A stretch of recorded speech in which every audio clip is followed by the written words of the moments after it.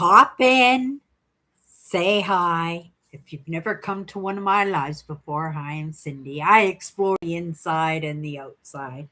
Today I was out and about.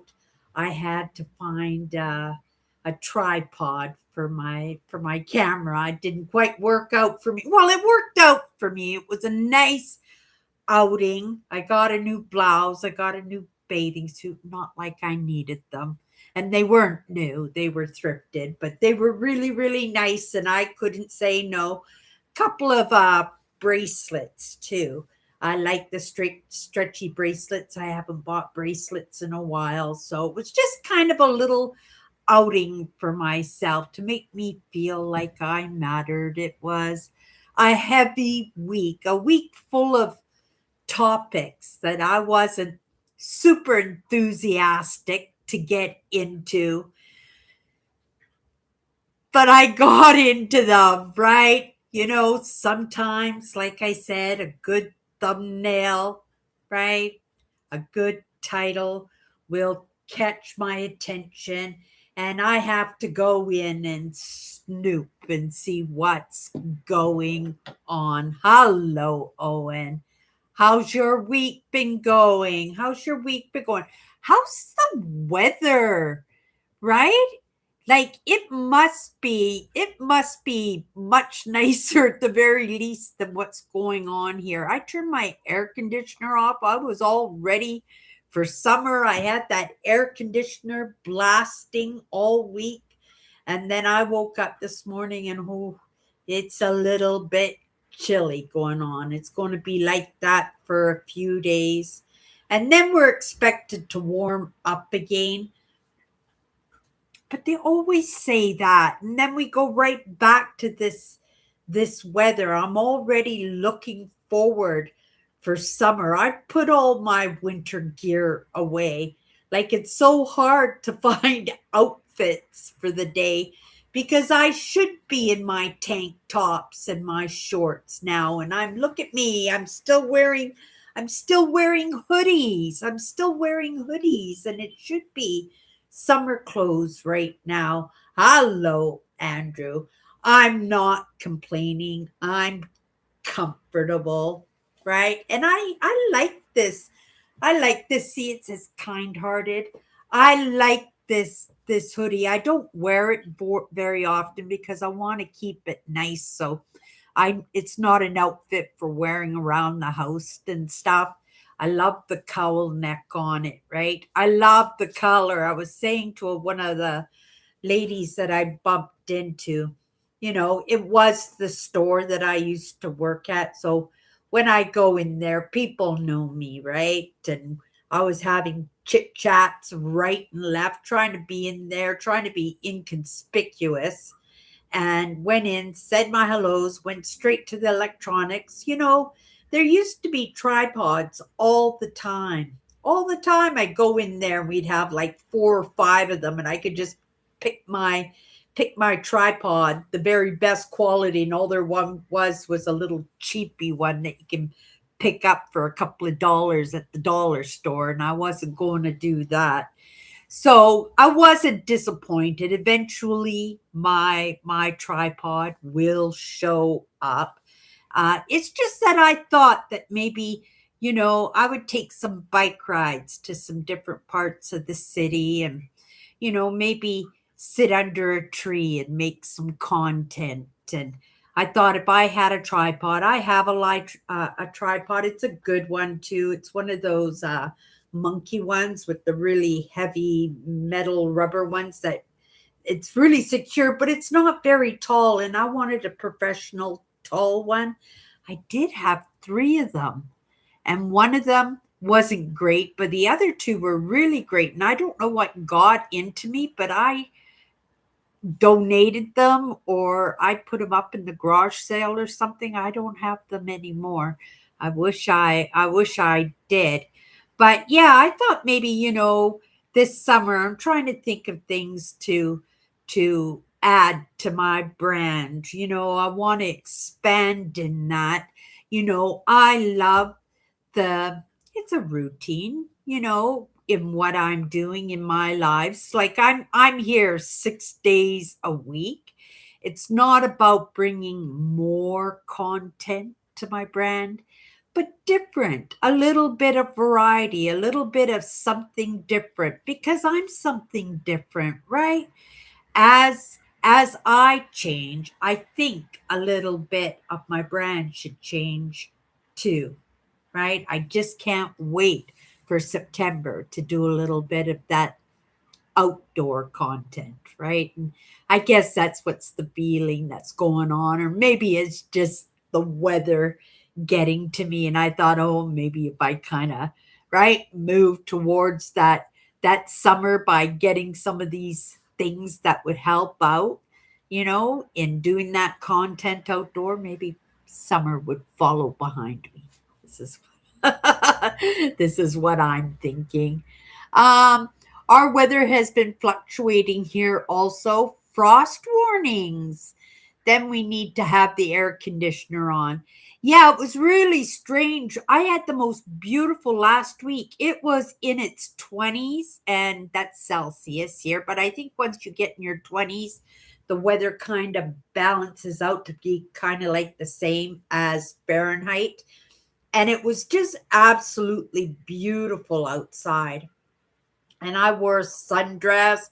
I went for a bike ride and I went for a walk, and it was absolutely beautiful. And then the next day, no, I didn't go for a bike ride that day. I just went for I went for two walks. That's what I did. I went for two walks. And it was so beautiful that I planned for the next day to go out for a bike ride. And then it snowed. I got up in the morning and it was snowing. Like the weather just cannot make up its mind this year, right? But I think I've got to be grateful for, the weather that it is now, because from what I hear with El Nino going on, that we should be having some pretty hot weather uh, this late summer and fall, like so hot that the forest fires could happen, right? And that's what they're saying anyway. But I don't want that to happen, right? Because if the forest fires start going on, they're going to shut down the provincial parks, right? And I take my trip in September, so we can't have that happen, right? So I'm grateful right now for the kind of the mix up in the weather, and then maybe hopefully things will settle down a little bit. We won't get a fall this year. Or sorry, not a fall. We won't get a spring this year. We're going straight from winter to summer. It's not like the first time that it's ever happened, but it's not the norm. And that's the idea why we feel this way, because it hasn't been the norm as it's been in the past few years. I even noticed nobody's talking about global warming or anything this year, because we really did have a really cold winter for the first time. I think it's been 3 or 4 years now that we've had really cold winters. We even had days. Was it last winter or the winter before, where there was no snow on the ground in the middle of winter? We're talking January and February, and there was no snow on the ground. It was really kind of odd. And I know that it wasn't just here where I live. And if you don't know, I'm from Winnipeg, Manitoba, Canada. Well, I'm not from Manitoba, Canada. I live in Manitoba. I've lived here since I was 18. This is home. Originally, I'm from Vancouver, British Columbia, Canada. Beautiful city. I lived there till I was 18, moved to Manitoba, and I immediately fell in love with this province. I really did. And, and people say to me all the time, but BC is so beautiful. Why would you come here? It's the people, you guys, right? There are lots of great things about this province, like the free medical, where we don't pay for our medical care in any way. Um, uh, Cheap housing. You can still buy a house here in this province for under $100,000 in the city. If you want to go outside the city, you could probably get a house for 50 or $60,000, maybe with a few acres, right? What else? The people, like I said, you can't beat the people of this province. Manitoba is so amazing, and I settled in very comfortably. I felt welcomed for like the very first day that I stepped foot in this province. I felt welcomed. And I have to give credit because I did know somebody in this province. He was a friend of mine in Vancouver. He dated one of my girlfriends, and he was from Manitoba. And so when he returned to Manitoba, I looked him up as soon as I got here, right? And we were best friends for many, many years. We were best friends. And he was a really, really nice guy, too, a really nice guy. But yeah, I settled in really, really well. Oh, Tammy, this one's for you. Sending out some good cheer. Hopefully, they get to their destination and it turns out to be a false alarm, right? Turns out to be a false alarm and they can turn around and go right back to the fire station. I walked by them today and it was so cute because they were out in front of the fire station with their volleyball and they were playing. They weren't playing volleyball, but I think they were playing punch ball where you have to keep it in the air, and they were just playing. There was like five of them out there playing punch ball waiting for their next call, and I think that's pretty amazing that they can entertain themselves in between the calls like that. It's some good exercise. It's not just good physically, I think it's good emotionally and mentally for them to be able to enjoy your job, right? That's kind of a toughy job to enjoy because you're dealing with trauma and pain and people being hurt, right? And fires, right? That so you can't say that it's a job that you love, but you do love it, right? Maybe you were that little boy or little girl that grew up and said, I want to be a fireman, right? When I grow up, I want to be a fireman. And then you got to achieve your dream. And it makes you feel good when you serve. It makes you feel good when you're helping people, right? But I can't imagine anybody would say this is fun, right? Because that's a tough job emotionally and mentally and physically. So I think it's really neat that they can get out in the front of the right. They have a little bit of a parking area, for their vehicles, and they have the big fire trucks, so they need a little bit of space when they're coming out of the fire station. So they have all that space in front of the fire station to have a little bit of fun. It's not the first time that I've seen them out there enjoying themselves, but usually when I see them outside, it's like on the side of the building with their barbecue and they're barbecuing dinners, right? Yeah. You have to be in great shape to be a firefighter. You're 100% right, Tammy, on that one. My father wanted to be a police officer. That was his dream when he grew up. But in those days, we're talking in the 60s and 70s, you had to be a certain height. I think my dad was 5'9" and you had to be 6 foot tall. Nowadays, that would be considered discrimination, right? I think even, there are police officers here in Winnipeg that are actually quite overweight. But physically, I'm sure they're able to do their 3-minute mile and they're able to physically do their job, but you wouldn't look at them and go, "Oh, they're in great shape." Um, I don't know about, well, actually, I'm not even sure about the firemen too, that it seems to me there might be a couple of firemen too that I've seen that have not, right, been nice and slim. I think it would be considered, maybe the rules are a little bit different in the States, but I think that would be considered discrimination, right? Everybody should have a fair right to apply for a position no matter what they look like, right? As long as they can do the job. Like I said, if they can do the 3 minute mile, if they're huffing and puffing, right? That they if they did their 3 minute mile, they did their 3 minute mile, right?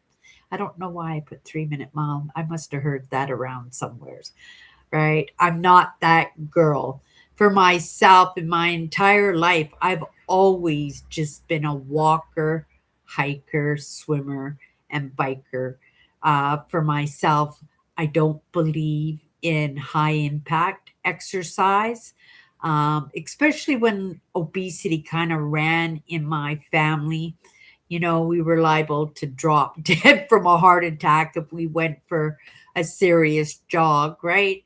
But I was never inclined, I was good at some sports, but I didn't enjoy the sports because they were team sports, right? And not everybody's a team player. Not everybody's the team player. Nobody likes to be picked last. And I was that girl on the norm who would be picked last on the sports team. But I was pretty good at volleyball, basketball. Um, yeah, that was pretty much it. I didn't like the medicine ball where you all stand in a circle and throw medicine balls at each other because I was like prime suspect number one, target number one.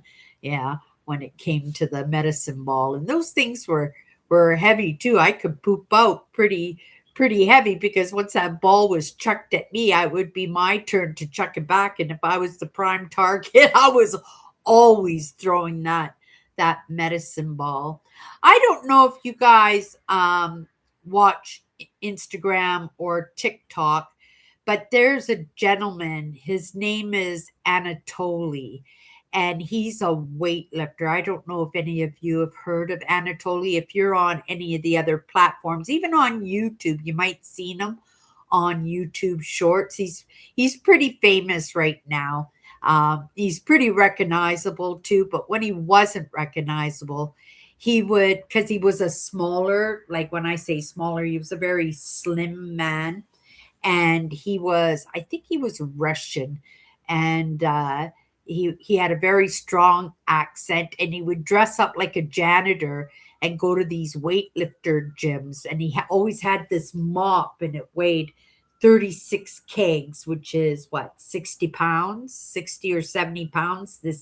This mop that he had, it was full of concrete on the bottom, and then they put like a fluffy thing around it to make it seem like it was just a mop. And he would go in pretending that he was the cleaner in the gym, right? And then he would ask the big guys with the big muscles and stuff. He'd say, "Oh, can I try your weight lift?" And they'd have like 300-pound weights on these weightliftings, right?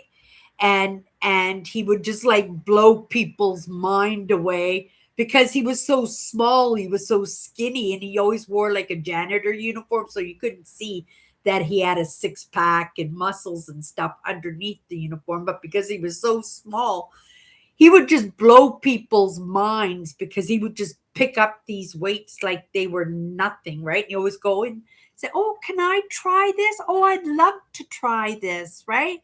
And they would all laugh at him. They say, "Oh, you got to practice," right? What, you think you're stronger than I am? And he always go, "Oh, yes, I am strong. My mom told me if I had these power drinks, I have one of these, I could lift whatever I want." And he'd down a power drink, and then he'd bend down and he'd pick up these weights. Sometimes he would even pretend like he was cleaning the floor with that mop. Oh, he'd always hand the mop to one of the guys when they said, "Go ahead, right? Try it if you think you can lift it up." and he would give the guy the mop, and then the mop would just go like this, right? Because the guys wouldn't expect that the mop was weighted down. But sometimes he would like be mopping the floor with the mop. And then what he would do, he'd be talking to his mom on the phone with one. He'd be mopping the floor with another one. And then he'd look at the guy and say, "Hold my mop." And the guy would grab the mop and it would go, "Oh my goodness." He'd go like this, "What's going on?" And then he would bend down, still talking to his mom, and he would pick up this great big weight with 300-pound weights on each end. And he'd lift it up over his head, take the mop away from his friend or from the guy holding the mop, and he'd mop underneath, and then he'd like put the weights back down on the ground. He's so funny, you guys. Like so he it like when I first started watching him, and I don't watch a lot of content creators in the shorts, but he's one that I do because I just love how he surprises all these great big 500-pound weightlifters that are in there practicing with the weights, and then he uses them. His name's Anatoly. Take a look at him. Yeah, when you see him. But he's super amazing, right? And he's got a really big following now. Like Arnold Schwarzenegger watches his shorts and stuff now. And it's hard to fool people now because he got so famous, doing these ones. So a lot of these little short videos that he puts up there, they're the old ones, right? They're the old ones. But yeah, they go, What did you do? And they come up and they squeeze his muscles and stuff because they just can't believe that he did that. And for his size, he's not even hitting, I don't think, 200 pounds, and he's lifting 350 in weight. So he's super strong. Yeah. Sometimes he goes into and he pretends like he's a trainer, and they just look at him like, "Yeah, right." They laugh at him and stuff, right? And then he just complains about how somebody's not spacing their legs apart and everything. They just said, "If you think you can do it, you do it." And then he just does it, and the people are just like, "Whoa!" Right? Yeah.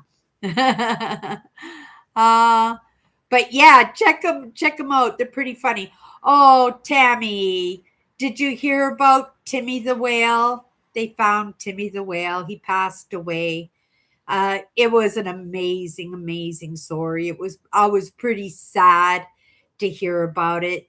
They had to do testing on him just to make sure that it was Timmy, but they knew it was him because of the monitor that they attached to him to keep track of him. But at least he got to die out in the ocean. It doesn't make it any less of a good story because it really reminded how amazing humans are, right? Uh, but yeah, he lasted about 2 weeks, and then a freighter saw him floating by Denmark, and they just had to do some testing, and then yeah, it turned out that it was Timmy. Uh, and I was sad. I was sad about it, but I still thought it was a really, really good story. Let me have a sip of my coffee. I made a fresh cup of coffee, and yeah, it's kind of nice uh, to have coffee when it's nice and fresh. Usually, I do my live shows, especially during the week. I'll make a fresh cup of coffee, and then I won't even get a sip of coffee until it's already cold and after my lives. Uh,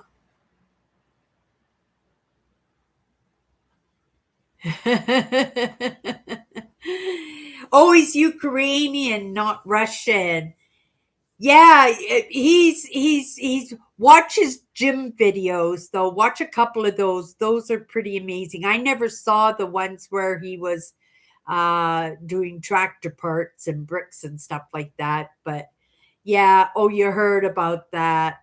Yeah, I was sad. I was sad about it, but at the same time, I still think humans are amazing to even try to do something so kind, right? Because it cost millions of dollars to try to save him, right? It cost millions of dollars and lots of man hours, lots of volunteers, like really professional veterinarians. Like they could have been off making good money and stuff, but they donated their time and their effort. And there was a lot of backlash because the monitor they put on the whale, it didn't work, right? And so they couldn't keep a track of him.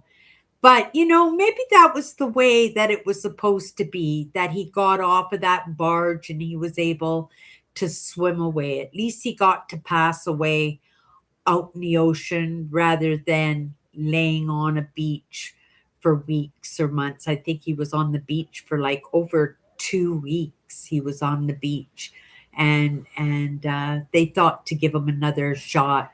Uh,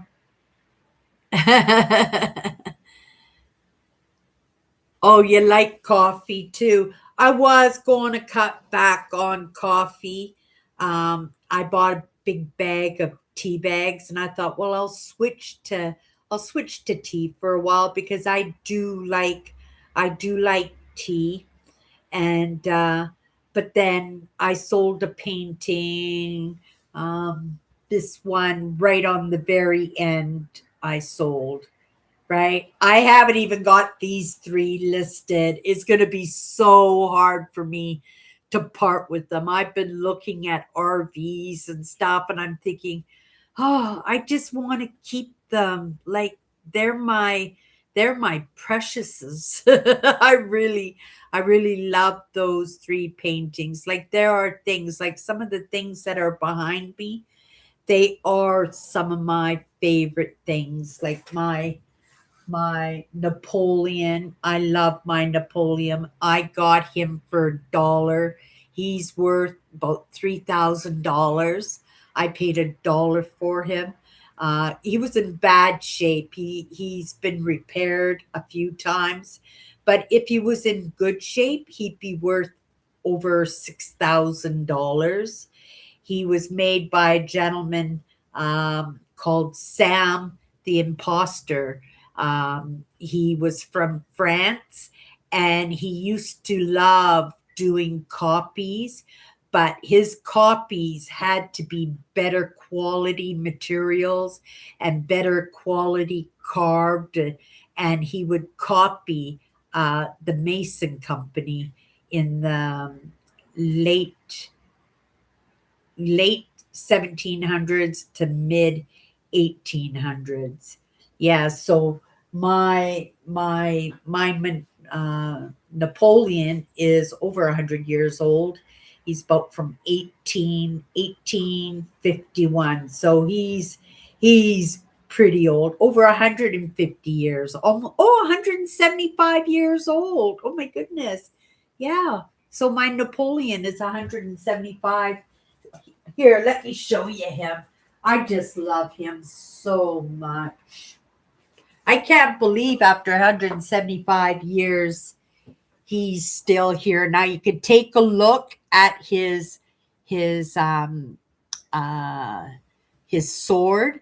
Somebody did a repair on that probably in the late 1800s, early 1900s, because it's the wrong color, right? So over the years, whoever made it, right? Like this is a bisque, porcelain bisque, and so they just use clay, and over the years, it really darkens. You can also see there's repairs up on the top of the hat, and then on the back there's a repair on his chair.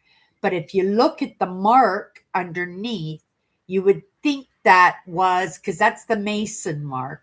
That's the Mason mark that he used, but it's not really Mason because if you turn it around, you can see the S, right? Right through the Mason swords, and that's representative of Sam, the imposter of Paris, they called him. And like I said, he would do copies, and he would do better than the originals. And even when I Google lensed it, they wanted to attribute it to Mason. And I wanted Google, like, because, and Gemini, right?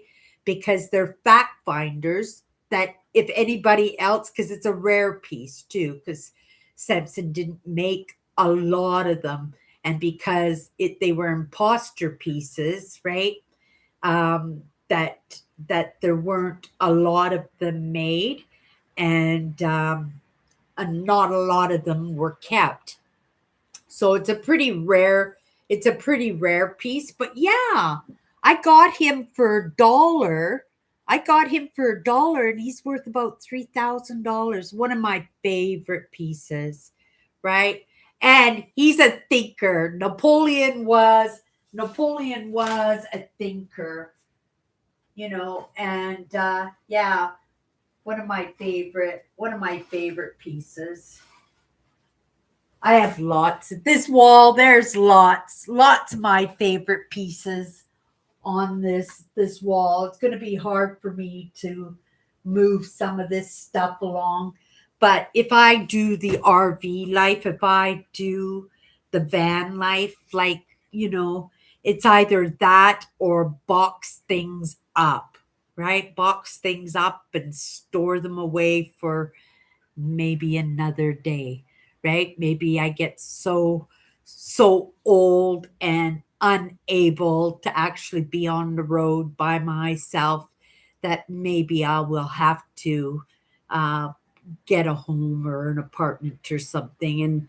And if that's the case, then I would be happy to open up these things out of a Rubbermaid container. Lots of these things I'm not going to get a lot of money for, right? They mean more to me than what money value their money value is, right? So yeah, I'm going slow, but like I said, I sold one of my paintings. He was actually the president of Art Society here in Manitoba. He was actually a very well-known painter. I've sold it. This person lives out of town. I'm assuming in the area of where it was painted. And so they're gonna, when they come into the city, they're gonna give me a call and stop by and pick it up. But the reason I mentioned that is because as soon as he paid for it, I ran off to the grocery store and I bought another big thing of coffee and my coffee whitener, and right, my coffee baskets for making my coffee. And I says, okay, I guess I'm not going on tea. I'm not going on tea. I'm just gonna stick to my coffee for a little while. Let me have a sip again. It's nice to have a fresh cup of coffee. And I haven't been home for very long. I made it an afternoon after I went to the thrift store. Like I said, I stopped off at my old job, and I started yapping at people I haven't seen. And of course, it would be rude of me because they know who I am. And right. So even though I tried to be inconspicuous, as soon as I saw somebody I knew, I stopped and said hello and had little chit chats, and browsed around. Like I said, I found a bathing suit. I found a nice blouse. A couple of things. Oh, I found something. I thought I was going to sell it because they sell for $125 on eBay. And I went, oh, well, if they sell for $125, I can ask $40 and I should be able to sell it. It's beauty care, right? It's a special face mask. It's like a peel. It burns it burns your skin. And then when you peel it off, your face is supposed to be like wrinkle free and red. But women, right? We put ourselves through that pain, right, to stay young. And even though I would never use that, I thought, oh, somebody will buy that for sure, right? If it's worth that kind of money, and that will kind of pay for whatever I spent today, right? And then when I brought it home and I did a little bit of research on it, sure enough, I thought, well, maybe I'll sell it for 50 or 60 because they are really, really popular and very expensive. And then I looked underneath the package and it had the expiry date on it and it had already expired. I'm sure it's still good, but you can't sell makeup or anything like that if it's expired. So I'll probably give it to my sister, one of my sisters, because they both like that kind of stuff, right? So I'll probably give it to my sister, which is fine, fine with me, right? Fine with me. It only cost me $1. It only cost me $1. So I'm not crying, but I was pretty excited when I saw this. Oh, this will pay for everything that I bought today, right? Yeah. Um, yeah, this is how I've been putting groceries in the cupboard, helping me stay afloat, keep the bills paid, right? Give myself little outings and walks to go get a cup of coffee and stuff. And I was talking to one of the gentlemen I used to work with. He was my right hand man. I really loved the guy, right? And he says, "Oh, Cindy, I hope things are." He was feeling really sorry for me, right, that I wasn't working there anymore. I says, "Don't feel sorry for me." I said things. If you look at things, that things are going really well for me, right? I'm just a few months away from officially being retired and getting, right, a paycheck, right, for the rest of my life. I'm officially retired. That I think that is pretty cool. Now it doesn't mean I'm not officially. I'm working. I'm putting a roof over my head, right? But I'm my own boss, and it's in that practice of being an entrepreneur, right? If I hang with the entrepreneurs, I've gotta make sure that, that I represent, right? And I believe I've been representing pretty good, right? Not fantastic, not anything crazy, but I have gotten some good scores, haven't I? That that bird that I listed for $1,500 and I got him for under $2. And then my bonsai pot that I paid $6 for. And that painting that I paid 75 or I got $75 for it. I originally asked 150 for it, but then I slowly knocked it down, right? Because it was like the most expensive piece of art on Marketplace. So I eventually just knocked the price down to $80 and then somebody offered me 75 and said, "Oh, sure, I'll take $75 for it." Considering I paid like $3.50 for it. So that's just like pure profit for me, right? Like I said, like a lot of this stuff has got to go, right? And I'm not heartbroken about it in any way. I'm actually quite happy because even my sister came over the other day and she walked into my apartment. She goes, "Oh, Cindy, it looks so good in here." Right? She says things are starting to thin out. Everything is like looking really nice. And I said, you don't think that it looks empty? Right? You guys would never notice because this, like I said, this wall never changes because these are some of my favorite things, right? These are some of my favorite things here. But even on this wall, there are things that could definitely go, right? I just haven't gotten around to listing them yet, right? Like I have 25 dragons just in my living room. You can make it a game if you wanted to, make your screen big and count to see who can see the most dragons in the scene, behind me because I can see five just by, but I know there's one sitting over there too. So yeah, it'd be fun to see who could see the most dragons. Oh no, I could see six. Now that I'm looking, I can see six. I can see, oh, seven. I see seven dragons. I see seven dragons just behind me. But I actually have 25 dragons just in my living room. I have 25 dragons.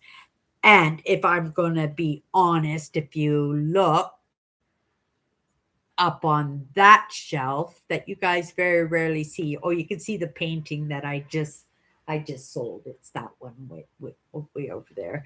I just sold that one. But that shelf there has probably got probably six dragons sitting on that shelf too. Yeah. So but I haven't got any of them. Dragons are hard to come by, right? My sister bought me a really neat dragon.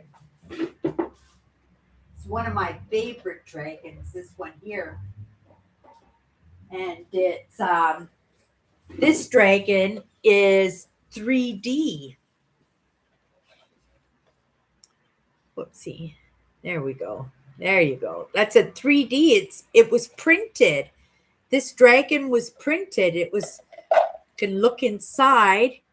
It was a bowl. It's some kind of plastic, but that's the material that they use for 3D printing, right? But it's a coiled up dragon, and then I just dropped a ball in there, right? That's one of my favorite dragons. Not like it's show and tell in my living room. Show and tell in my living room today. I do. I like my knickknacks. I've always been somebody who's been very eclectic. And ever since I moved out of my apartment, I think it was the fact that I was a very social person and I always had lots of friends over. We'd always have, right, parties and stuff. And lots of times my friends were not social themselves on the norm, right? They were probably introverted, kind of hung out with themselves on the most part, found parties, and they weren't necessarily parties, but get-togethers. I would cook dinner or I would bake something and we would hang out in the living room because I worked in video stores and everything when there were video stores. I think video stores are something of the past, but I used to manage video stores. And that was a great job because I get to take movies home for free. And I'd always come home with a big stack of movies. And because I knew my friends and what kind of movies they liked, that we'd have like movie, and we were all a bunch of bums too. And I say that affectionately. I do, right? Because none of us, we all enjoyed life. We weren't workers, right? We didn't have money, right? We weren't rich. We didn't care as much about money as we cared about having that freedom for ourselves, right?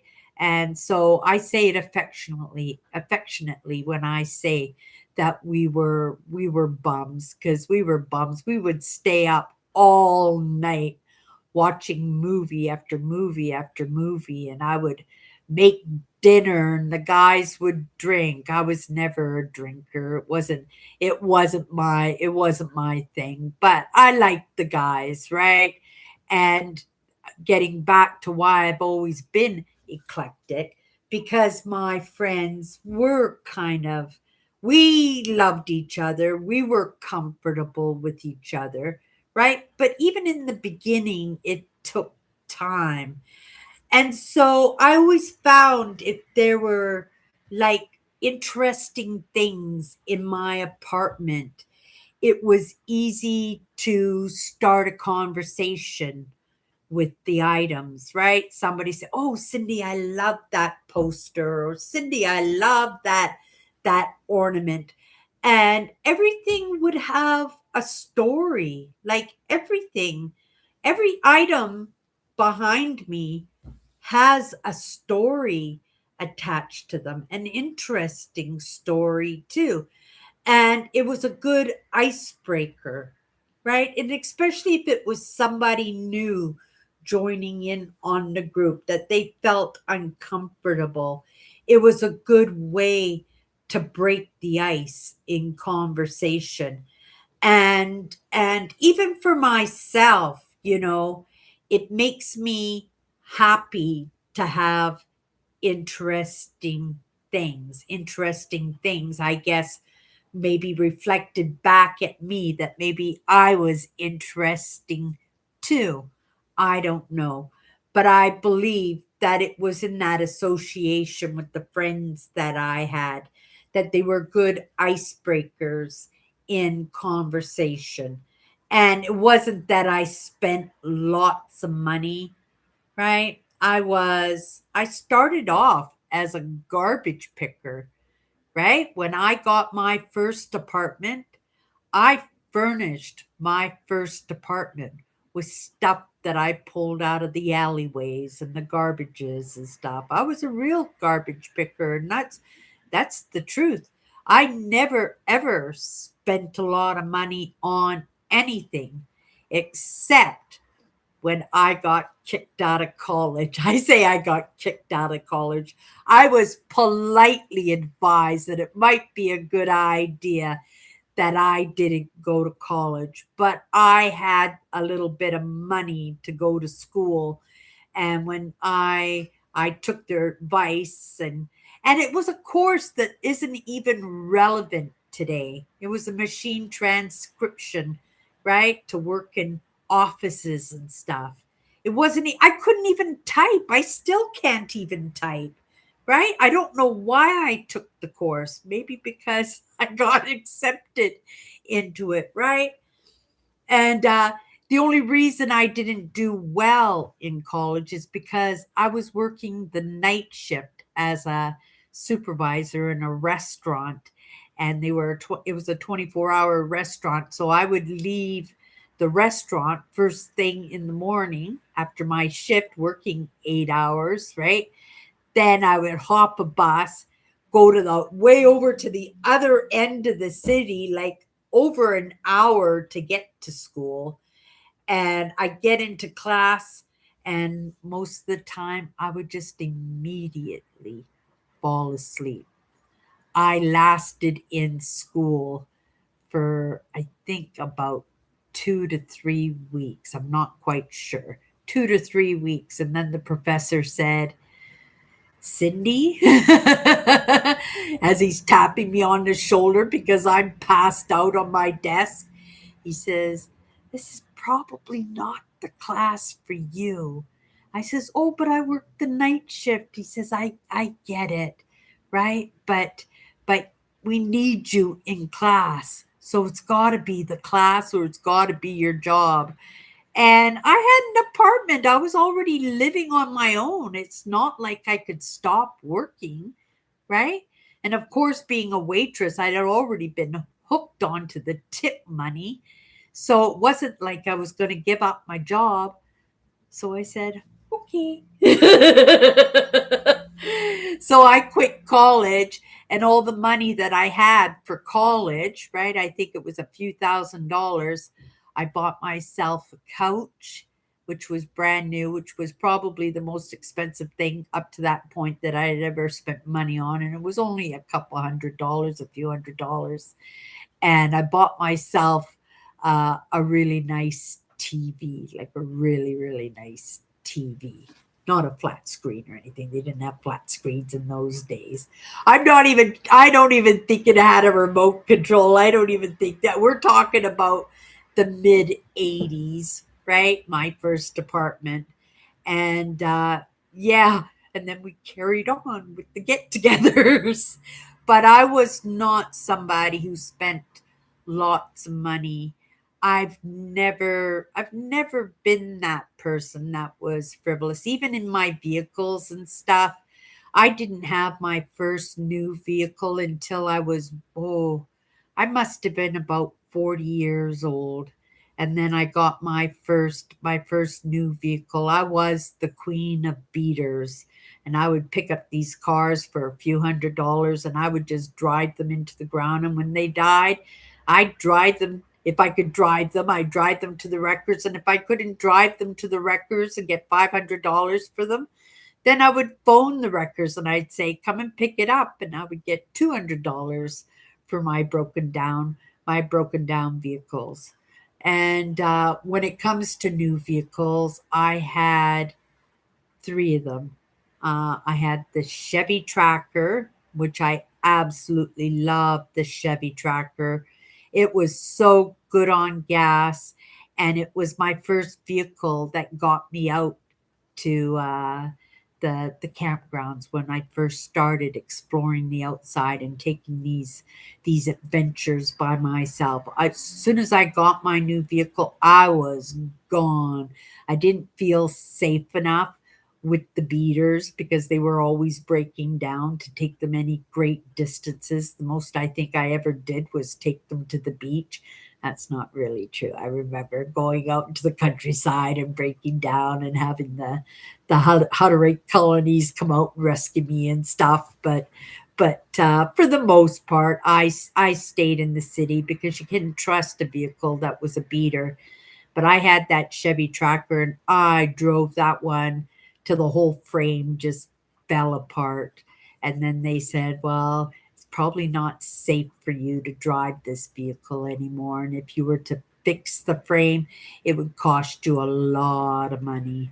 So at that point, I went and bought a new vehicle, and the next one I bought was the Outlander. Oh, was it the Outlander? No, it wasn't the Outlander. I bought the Chevy Trax. That's what I did. I bought the Chevy Trax because it was supposed to be the Chevy Tracker, right? It was supposed to be the Chevy Tracker, but the new version, and they changed the name to the Trax. And it was so tiny. It was really good on gas, and it was an amazing color. It was orange, and you guys know orange is my favorite color, right? So it was an amazing little car. Got me around, and it was super reliable. But I was sitting at a stop sign, and two big trucks smashed into each other, and then one of them drove right into me when I was at the stop sign, and then that vehicle got written off. When that vehicle got written off, I got the Mitsubishi Outlander. That was my favorite vehicle. It was a seven-seater vehicle. That was the one that made it so that I could turn it into an RV, and I did. I had mattresses, and I had it set up like home. And when I went on my trip for to Toronto, like I would just load it up, and it was amazing. I just absolutely loved that vehicle. Loved that vehicle. But that vehicle was in my sister's name, and my life started crashing in on me, and I had a hard time making the payments. And she sent her husband to come and get the car, and she took my Outlander away from me. And I don't know why she did that. She had her own reasons. Well, I know why she did it because I went to Ontario. I went to Toronto without telling her, but I didn't tell her because I knew she would stop me, right? So I didn't tell her until I was in Toronto. Somebody told her I was in Toronto, and she got furious, and she sent her husband to come and get the vehicle, and then she sold the vehicle to my nephew, who crashed it 2 weeks later. Yeah, destroy. I was just heartbroken. Heartbroken that she took the vehicle away from me because it just it just took my life right out from underneath me, because by that time I was already doing the explore videos. I was doing the urban explores. My whole channel was wrapped around that vehicle, and now I had no vehicle. I had no vehicle, and I was so upset by that. I was upset with her. I understood why she took the vehicle away from me, but it was my vehicle, and she just said, "Sign it over to me," and I signed it over to her. Right? I signed it over to her, and yeah. But the hard part was when she sold it to my nephew. That just really, that broke my heart when she did that, because she did that out of spite. Right? Right? She did that. Yeah. Yeah, she did that. That wasn't nice. That really hurt me. And but, something good came out of that, because I delved even deeper, and by that time I'd already woken up to some of the ideas that I had, and then I added on exploring the inside and exploring the outside.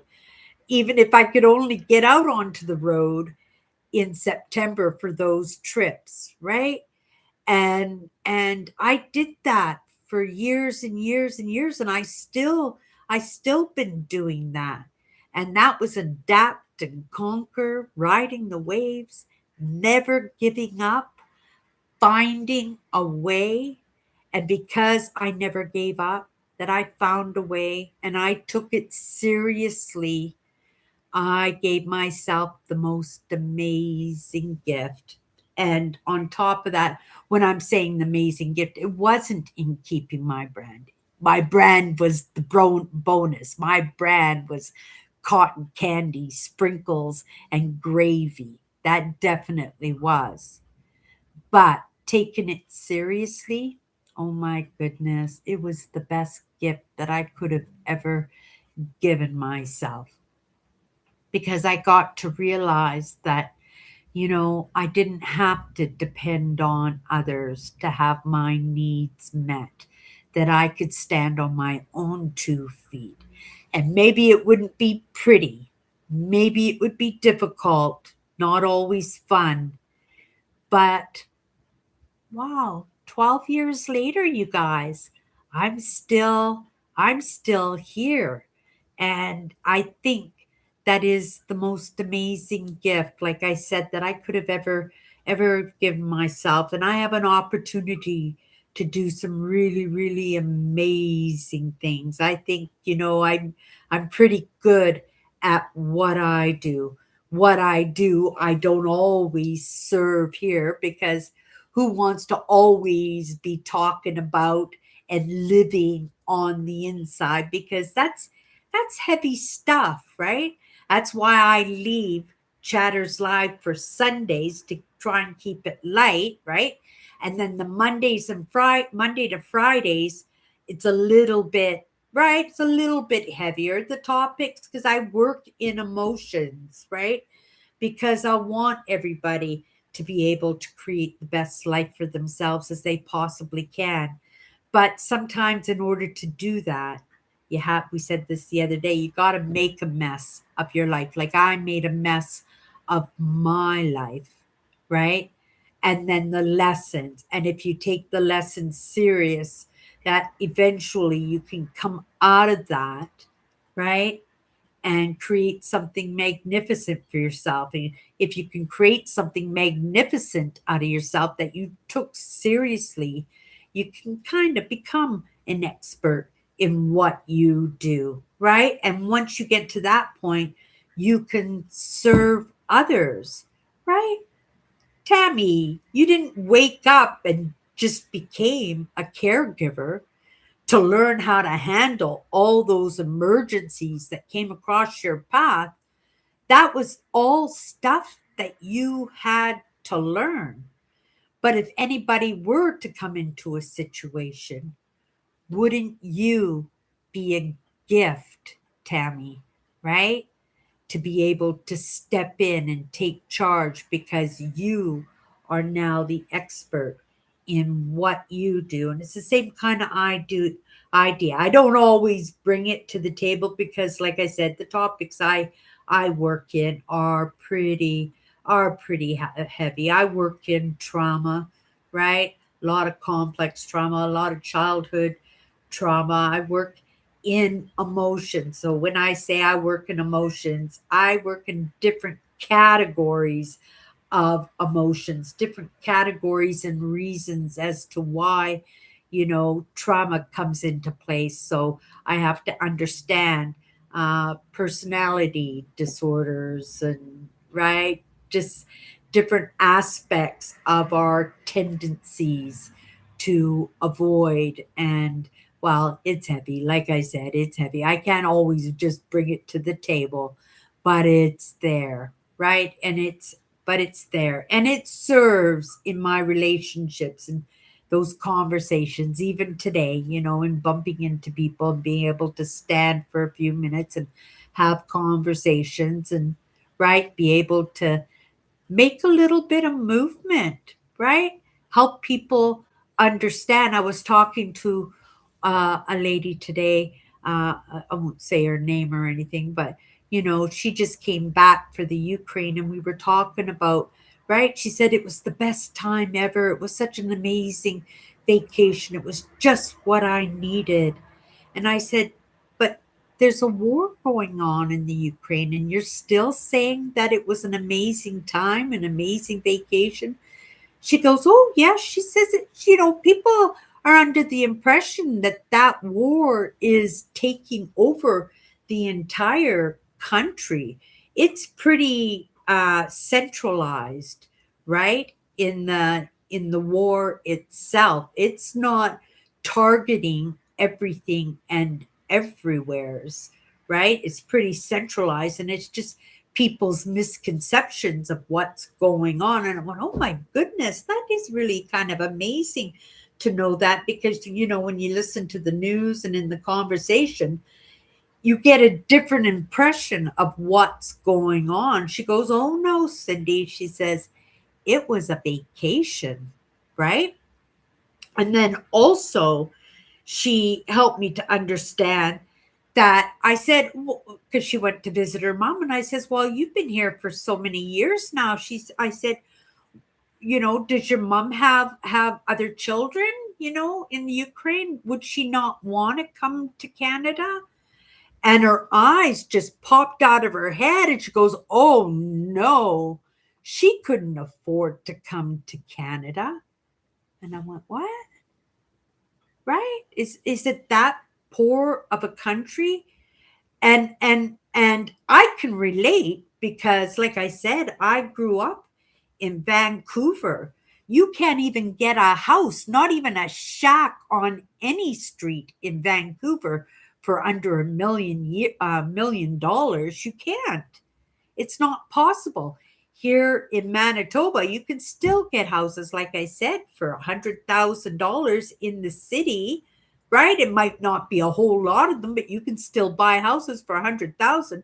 And if you want to go outside the city, you can still get land with a house on it for 50 or $60,000, right? But even in the Ukraine, that would be considered uh, just out of reach, right? And so when us Canadians, like me and Tammy, were talking about it when we were talking about the gas price.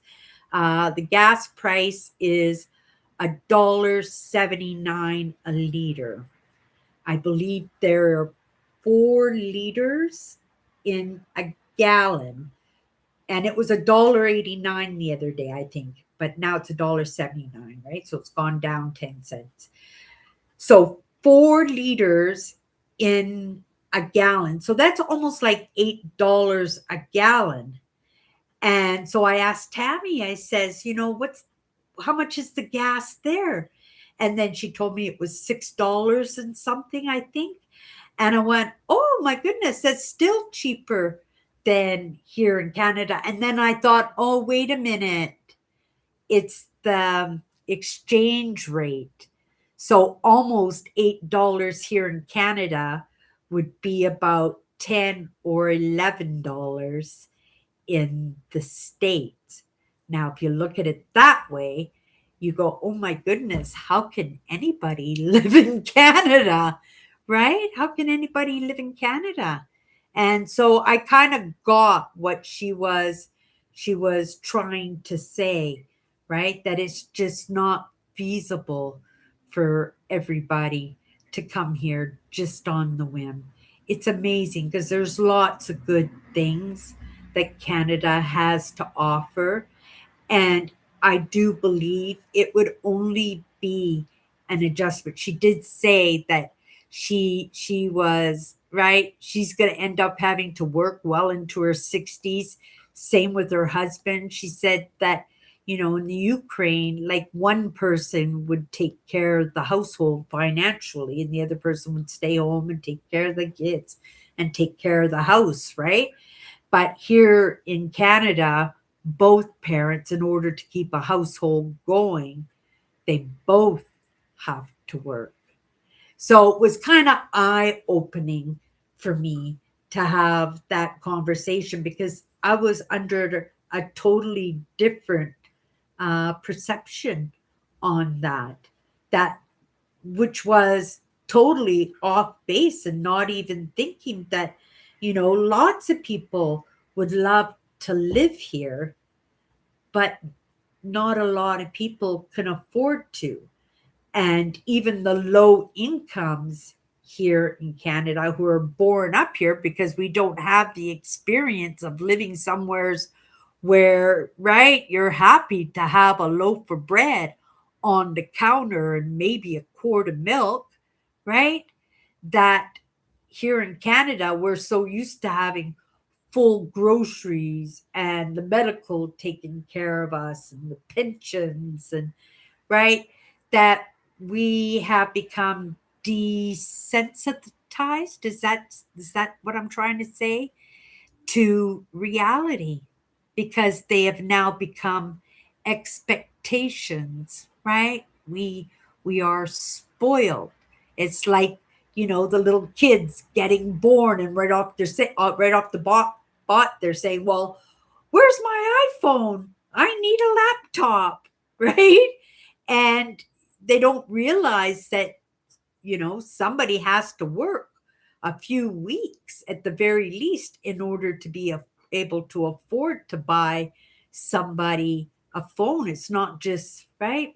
When I was growing up as a kid, I don't know if you guys have this saying in the streets, but my parents used to say it almost every day.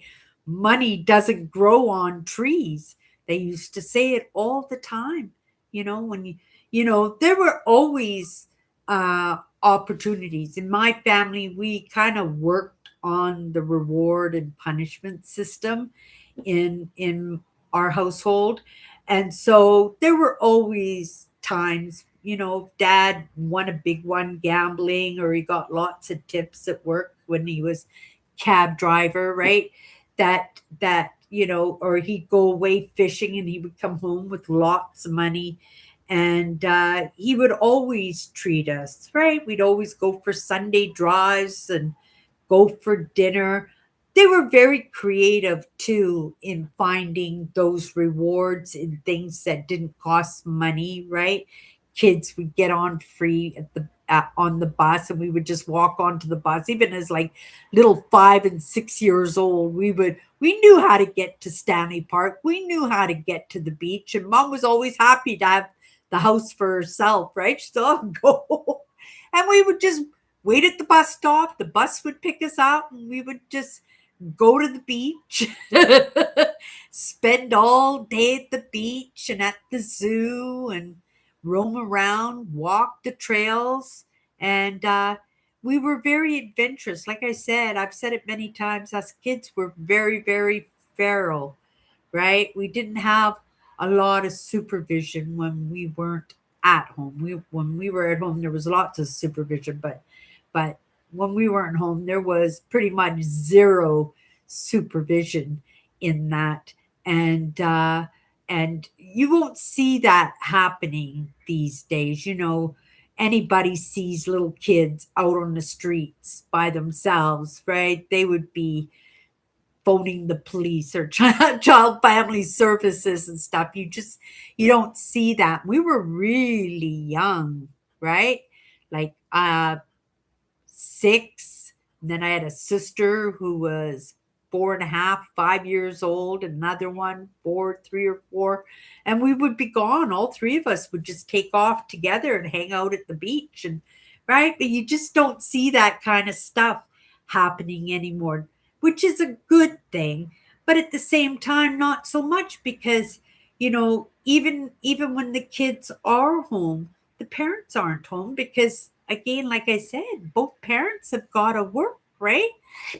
And lots of times now, these are one parent households. They're not two parent households, are they? They're just one parent households. And you have a mother that's trying to put a roof over the head and put milk on the kids' cereal and have a little time for herself and then have to clean the house and right? And good luck trying to teach the kids how to do chores like that's right without anybody there to be the disciplinary one to say, listen to your dad or listen to your mom, right? Like there was none of that going on in our household. Like I said, we were pretty feral growing up. And yeah, interesting childhood, but it made us all pretty independent kids, right? Even as adults, we are pretty independent, each one of us. But, it made the kids also, well, I was going to say very close, but I wasn't close with any of my sisters except for my sister Tracy because she was only a year younger than I was. And the other two kids were just little kids. By the time we were in high school, they were just going into elementary school. So I didn't have a bond with my younger sisters, except for the fact that, I was babysitting them at 5 and 6 years old. I was the baby. You can't babysit until you're like 12 years old, right? It's the law. Again, you'll have child and family services knocking on the door if you're at home babysitting your sisters or your siblings at that age. But we made it through, each one of us, and with stories to tell, right? With stories, with stories to tell. Uh, just come down to some of these comments here. Where I live, someone in the university history department threw out a Nazi field marshal's baton. Someone found it and sold it for almost $200,000. Are you kidding me? Oh, that would have been good money for the university, right? To put a new roof on or put it towards wages for the teachers, right? There are great finds in those garbage pickings and alleys and dumpsters. A lot of people do it and find great things. When I see things, I stop, and if it's something I know that somebody needs it, I get it.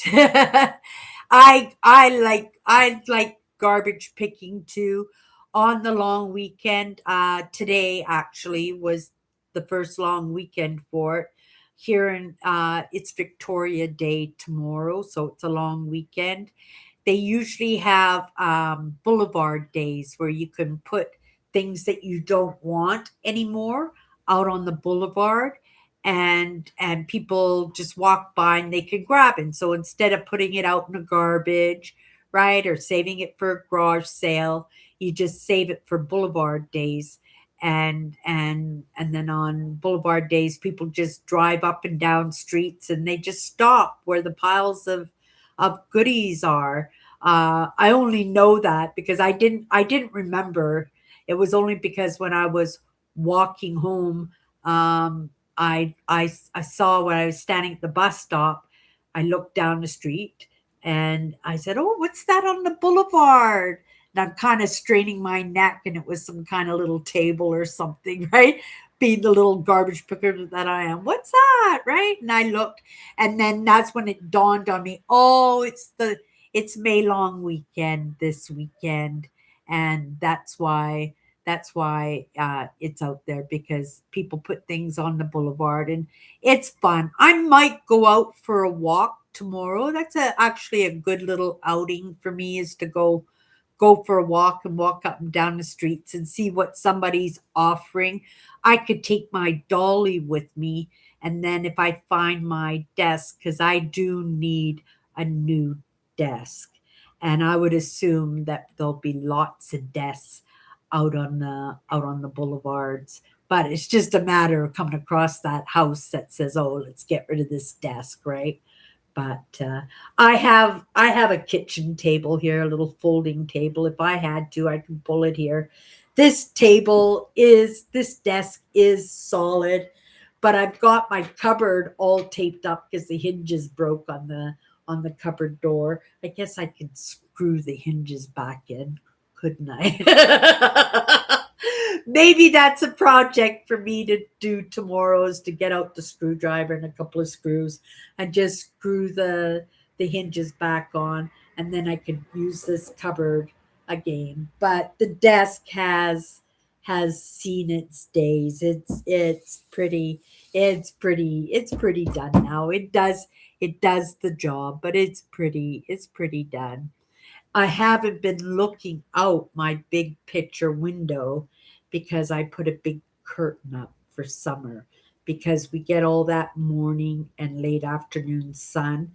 I'm trying to make sure that my air conditioner doesn't die on me this summer because I'm not in a position to buy a new air conditioner, right? And I've got a good air conditioner, but I want it to be working good. I don't want to put extra work on it unless I have to. So I put up a drape. I've got a nice. It's a dark back, but it's got nice white, so it doesn't look bad in my apartment. It doesn't look bad.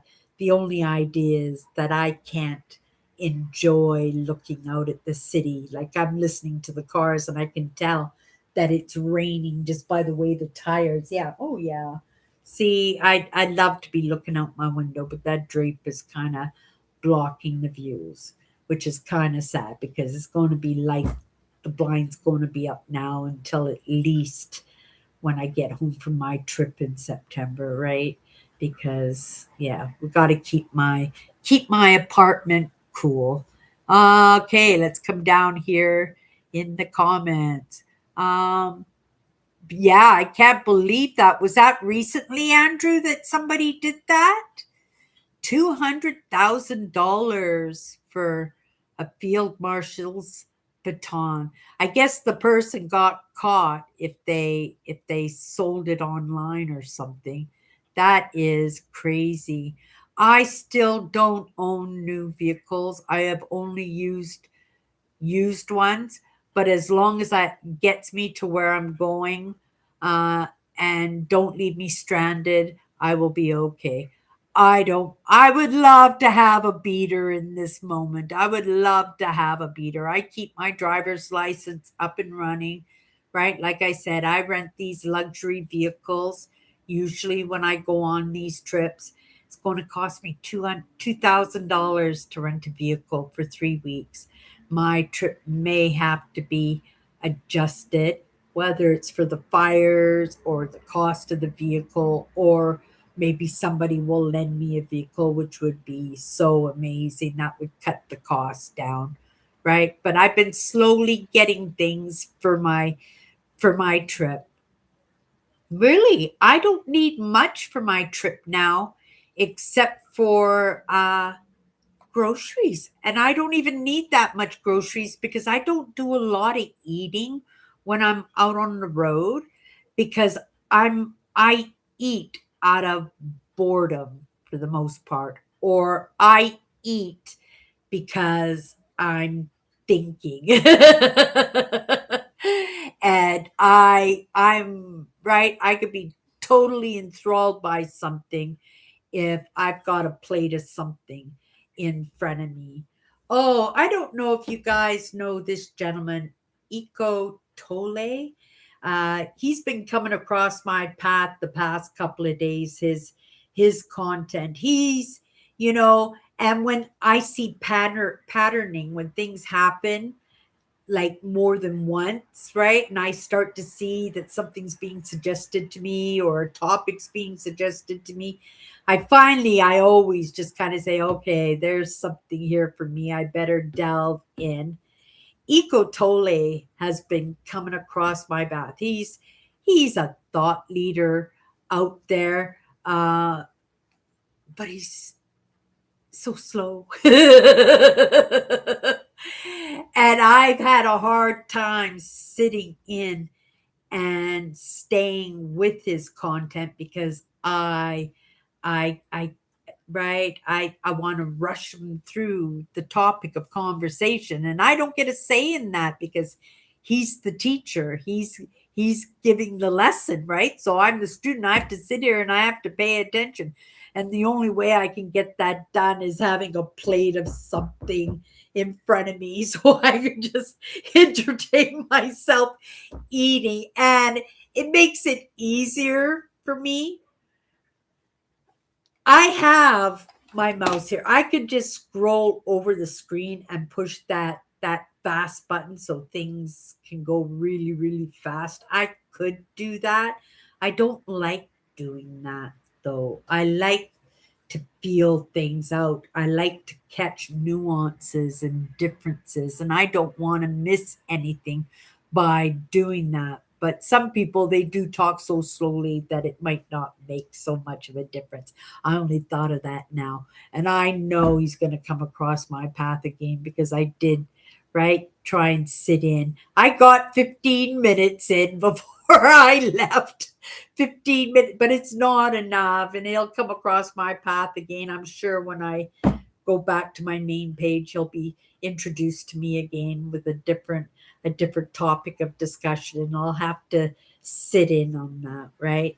But that's the way it was when I first started listening to, you know, Carl Jung. He's a psychologist, and when I first started listening to him, I it was like listening to Chinese. I didn't understand anything because it was just so technical. It was so like a medical book, right? It was right. It's heavy, heavy psychology mixed in with spirituality and really deep understandings and different personality disorders. And they're just like, it was really hard for me to digest. And I put that off. It took me a couple of years for sure before I was able to go in and digest his content. Now I just love sitting in his conversations. You think that's bad? Oh my goodness. There's a gentleman, Sam Batkin, and he's a professor of psychologists, and I sat in on his discussions, and I don't know why, but I was enthralled, and my curiosity made me a good student in his conversations. Some people, it just takes a while for me to digest. It doesn't mean that I don't care for them, or I think they're idiots or anything like that, or I think I'm an idiot. It's just in that moment, it's just not digestible to me. Yeah. But yeah, so yeah, I'm sure he's going to be suggested to me and I'll have to go in and watch it again. But I like your choice of new vehicles that you had, Cindy's. Yeah, I do like my seven seaters. Like I've always been an SUV girl. I know they cost a little bit more than cars do, but if you buy them secondhand, right? If you buy them used, they are reliable. They always have good tires. If you get a small one, they could be gas efficient. I feel a lot safer in an SUV than I do in just a regular car, right? But I do understand that they are a little bit more money. I don't know how I got stuck on. Oh, it's because when I was married, my husband bought a Jeep a Jeep Cherokee, and I really loved it. I fell in love with SUVs. I like being higher on the ground, right? I don't like to feel like I'm sitting on the pavement. That's what it was. I didn't like sitting on the pavement. I like because the SUVs are a little bit tighter. They have bigger tires on them. They sit a little bit higher off the ground. That's what I like. I like looking down at other vehicles, not looking up into the big trucks, right? I've been looking at SUV or no, RVs and campers, and recently I never thought they would catch my interest, but I've been looking at trailers because the cost of the RVs are over $100,000, right? But I thought, well, if I got an RV and if I live in town and I'm going shopping and stuff, you don't want to drive your RV because obviously, if you have $100,000 RV, you're not going to be able to afford a car. And so I started looking at the little tow campers, the ones that you tow. So if that's the case, because they run like 25 to $40,000 for a really good one where you can still get a little kitchen and a little shower and a little bed in there, right? But you tow them behind something. But if you're only spending $40,000 on a trailer, even, then you could spend $40,000 on a truck, and for 40,000 you probably get a really good truck too. Even if it was used, you get a good truck. So it would still be cheaper than buying an RV. And at the very least, if you have chores, right, that you're not, because towing and big heavy vehicles, they take up big parking spots. People go, ooh, things in there to steal, right? So you're putting your trailers at risk of having your items stolen. And just the cost of the gas is kind of crazy. But it'd be kind of nice just to put your trailer in the garage, right? Because they fit in the garage, and then you can drive around in your truck. So these are new options. I haven't gone in and looked at the trucks because I just kind of discovered the trailers. I knew they were around when I thought that would be the only thing that I would ever be able to afford. I was looking at little pop-up tent trailers and stuff. Those you can get for a couple of $1,000s, right? You can get one for $500 and fix it up yourself. But to buy a new one, they're fairly inexpensive. But they have these really rugged expedition type uh, type trailers that you could tow behind a truck or an SUV. I actually checked to see if the Outlander, if I were ever to buy another Outlander, if it would be able to pull a trailer. It would be able to pull one of those pop up tent ones or those little expedition ones, which would be perfectly fine for me. I'm only looking at the RVs and the trailers just for the fact that I understand that I can't be sleeping in the tent at 85 years old. That's only 20 years away, right? So I've got to prepare for the future. This is what I'm thinking. And also keeping it top of mind because what you think about is realized. And I truly believe that, you guys. And this is how I get things, right? In my goal setting and in my dreaming and in my planning and, right, working towards what I really want. Because I understand God helps those who help themselves. And I help myself the best that I can. But I do realize what you think about is realized. So I want to keep these things top of mind. And if you're keeping things top of mind, you might as well have top things at top of mind instead of little junky things, right? Okay, you guys, let's come in at the bottom of these comments. Not only the story, Leonard Bernstein donated his books to the music library, and for some reason, they were thrown out. I believe they were retrieved, and maybe some people got fired. Is that not crazy? Oh my goodness. Really? That's amazing what people throw out without, right? Google Lens now, you can find the value of absolutely anything. This is what I was saying about my Napoleon and the artist who made it, because he's not very well known. There's not a lot of information on Samson the impersonator, right? And they called him, and he was super famous. He was just as famous as the head of the Mason Company, because he tried to use the very best of materials, even better than the Mason Company, but he copied the work, right? The statue is exactly the same as something that the Mason Company made, but he had his own mark. But he always was very proud of his work, and that's why he put the S over the crossed swords, which was the Mason sign, right? Because he wanted credit for his work. He didn't want people to think that it was Mason Company. But yeah, I Google Lens it, and I add it in to Google and stuff and Gemini. So for the future, if somebody comes across his pieces, like I said, there's not a lot of them out there, but if they come across his pieces, that they'll be able to give a little bit of information, because I took pictures, and I've Google Lensed it many times, and I've corrected Google when they say, no, this is Mason. I go, no, it's not Mason, it's so and so and so and so. It goes, well, I think you're probably wrong about that. Yeah, my understanding is it is the Mason Company. No, you're not right. And I have these little arguments with Gemini on it.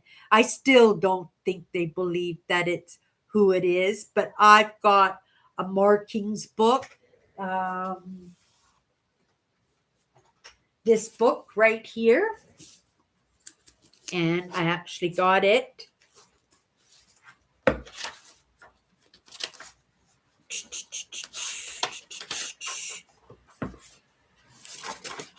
These are all Mason marks here. These are all Mason marks with the swords. And this book, when you turn it to, there's, see the S on his work? Right there. That is Samson, and he's here. I have Paris, France. Oh, Samson the Imitator, 1875, right? And yeah, and it's a really good book. This one here, it's all making markings on pottery and on dishes, and I even took a picture of that page for Gemini so that they would have a reference for somebody else who came across that mark on their pottery, right? And yeah, it's important, to document. We live in a day and age now, right, where we shouldn't have to delve in. Like, we're studying and learning so much about our past as humans, like the Neanderthals and the Homo erectus and Denisovans. Denisovans, we've only known about them for, oh my goodness, not even 10 years now, right? And it's a species of humans that used to walk this planet.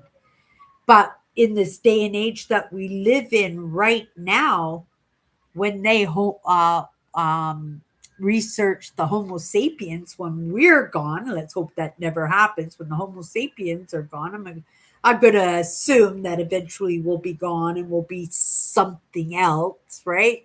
But that information will be there. They won't have to find a pinky bone and have to do DNA and stuff like that. They'll just be able to go to Gemini or whatever the technology is in the moment and get that instant information, and it won't be lost. We won't be making discoveries. Like, we still don't know how the pyramids were built, right?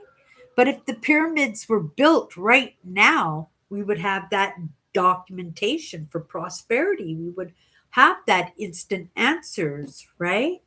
Yeah, so it's what we got to do.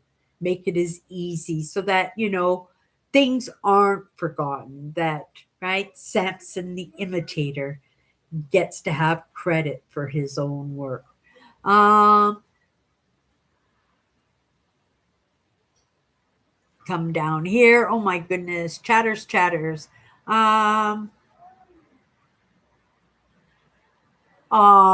Thank you, Tabby Kids. Always sending me prayers. I appreciate you guys so much when you keep me in your thoughts like that. That is so sweet. I'm always sending good cheer out to you guys all the time, right?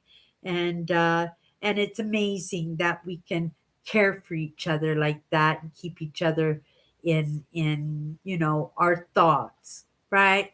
What you think about is realized, right? What you think about is realized, and I appreciate that.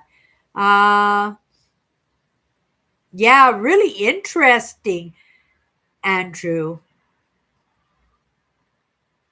I don't see SUVs stranded or broken down in Michigan, so they got to be good vehicles. Yeah, the SUVs are good vehicles, and if you can get one with a towing hitch, right? Or usually they'll have a steel hoop right at the front fenders so that you can help people, in the snow, pull people out of the ditches. I used to do that all the time with my vehicles. They were so good.